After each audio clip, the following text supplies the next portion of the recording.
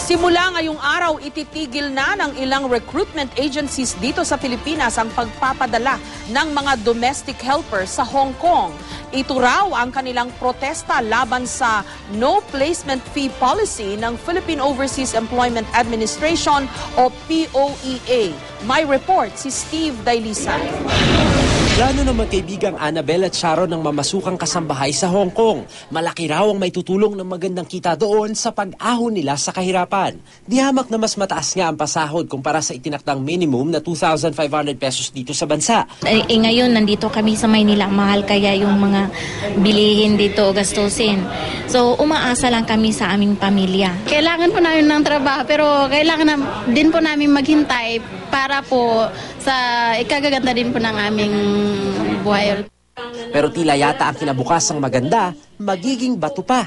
Simula kasi ngayong araw, ititigil na ng Society of Hong Kong Accredited Recruiters of the Philippines o SHARP ang pagpapadala ng mga domestic helpers sa Hong Kong. Ipinoprotesta ng grupo ang Household Service Workers Protection Policy ng POEA. Sa ilalim nito, hindi na pwedeng singilin ng placement fee ng mga recruitment agencies ang mga nais mamasukan sa Hong Kong.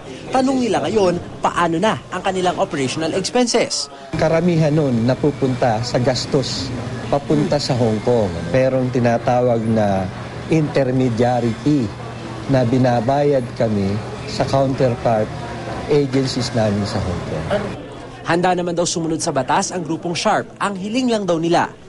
Ang aming inaasahan nga ay kung kami ay magkaroon ng one-month salary placement fee o yung pagkukunan namin ng kita, mga 20 mil. Pero tila hindi na raw mababali ang pulisiya ng POEA. We will cancel the license of any Philippine recruiter who charges a household service worker placement fees. Nagpiket din kanina ang isang grupo ng domestic helpers sa konsulado ng Pilipinas sa Hong Kong.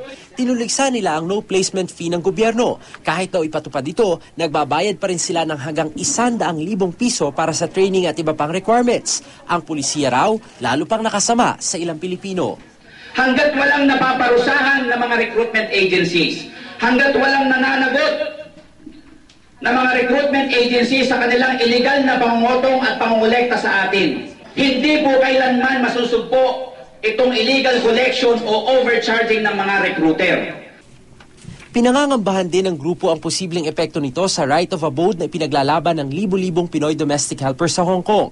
Paliwanag naman ng labor attaché sa Hong Kong, hindi kontrolado ng gobyerno ang desisyon ng mga pribadong recruitment agencies. So their licenses are already at stake, principally because of these cases already being filed against them for illegal issuance or illegal collection of placement fee. Ang POEA naman, ipapaubayan na lang daw sa recruitment agency sa Pilipinas at sa counterparts nila sa Hong Kong kung paano re-resolbahin ang gusot. Steve Dailisan, GMA News.